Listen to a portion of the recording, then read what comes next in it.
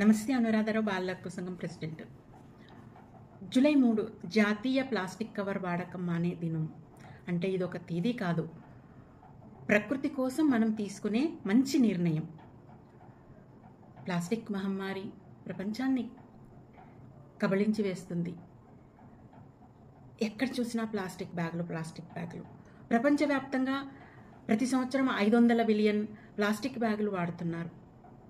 కొన్ని నిమిషాల కోసం వాడే ఈ ప్లాస్టిక్ బ్యాగులు ఎన్ని వందల సంవత్సరాలైనా భూమిలో కలిసిపోవు. చాలా ప్రాణాంతకం ఇది.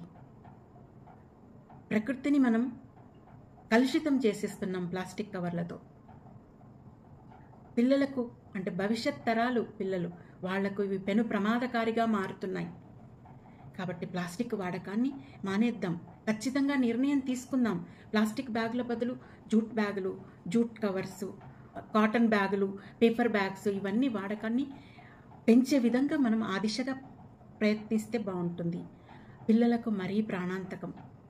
భారత్లో 93 లక్షల ప్లాస్టిక్ వ్యర్థాలు వస్తున్నాయి. లీడ్స్ యూనివర్సిటీ అధ్యయనంలో వెల్లడించిన విషయాలివి. 58 లక్షల టన్నుల ప్లాస్టిక్ని కాల్చేస్తున్నారు. 35 లక్షల ప్లాస్టిక్ వ్యర్థాన్ని పర్యావరణంలోకి వదులుతున్నారు. అంటే భూమిలో, నీటిలో, గాల్లో.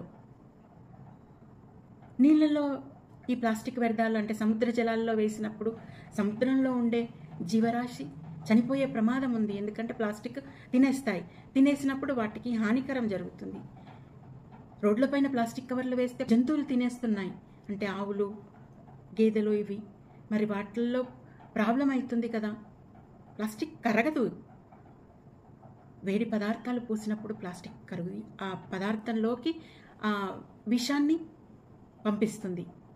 ముఖ్యంగా పిల్లలు పాల బాటిల్స్, లంచ్ బాక్సులకు తీసుకెళ్తారు. ప్లాస్టిక్ డబ్బాలలోనే ఈ టిఫిన్ తీసుకెళ్తారు. మరి వేడివేడిది పెట్టినప్పుడు దాంట్లో నుంచి వెలువడే రసాయనాలు ఆహార పదార్థంలో కలుస్తాయి.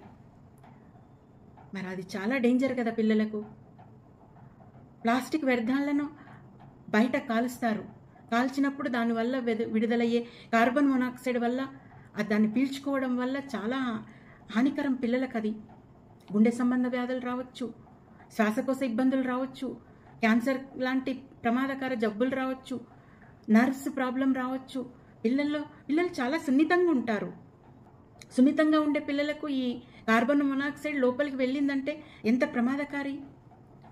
మనం 11.3 ప్లాస్టిక్ సూక్ష్మ రేణువులను పీల్చుకుంటున్నాం. మరి పిల్లలకు అది ఎంత డేంజరస్. తినే తిండి, పీల్చుకునే గాలి, తాగే నీళ్లు, వీటి ద్వారా ఈ ప్లాస్టిక్ సూక్ష్మ రేణువులు మన లోపలికి వెళ్ళిపోతున్నాయి. జబ్బుల బారిన పడుతున్నారు. కాబట్టి ప్రతి ఒక్కళ్ళం కంకణబద్ధులం కావాలి. ప్లాస్టిక్ కవర్ల వాడకాన్ని, ప్లాస్టిక్ డబ్బాల వాడకాన్ని మానేయాలి. ప్లాస్టిక్ వాడకాన్ని మానేయాలన్నది నిర్ణయం తీసుకోవాలి. మామూలుగా ఈ కొన్ని టీ అమ్మే ప్లేస్లలో ప్లాస్టిక్ దాంట్లో కవర్లో పోసిస్తారు. హాస్పిటల్స్ దగ్గర ప్లాస్టిక్ డిస్పోజబుల్ గ్లాసులలో పోసిస్తారు. మరి ఆ వేడి టీ దాంట్లో పోసినప్పుడు ఆ ప్లాస్టిక్ రేణువులు కలిసిపోతాయి కదా, మనం దాన్ని తాగేస్తాము. అది ఎంత డేంజరస్. కాబట్టి ఇవన్నీ అవాయిడ్ చేయటానికి ప్రతిజ్ఞ తీసుకుందాం. జూలై 3 ప్లాస్టిక్ బ్యాగుల వాడకం నిషేధం. అందరము ప్రతిజ్ఞ తీసుకుందాం. ఖచ్చితంగా ప్లాస్టిక్ వాడకాన్ని ఆపేద్దాం. పిల్లలకు మంచి భవిష్యత్తును ఇద్దాం. భావితరాలకు మంచి పర్యావరణం ఉండే విధంగా చూసుకుందాం. కాబట్టి ప్లాస్టిక్ వాడకాన్ని నిషేధించండి. Thank you.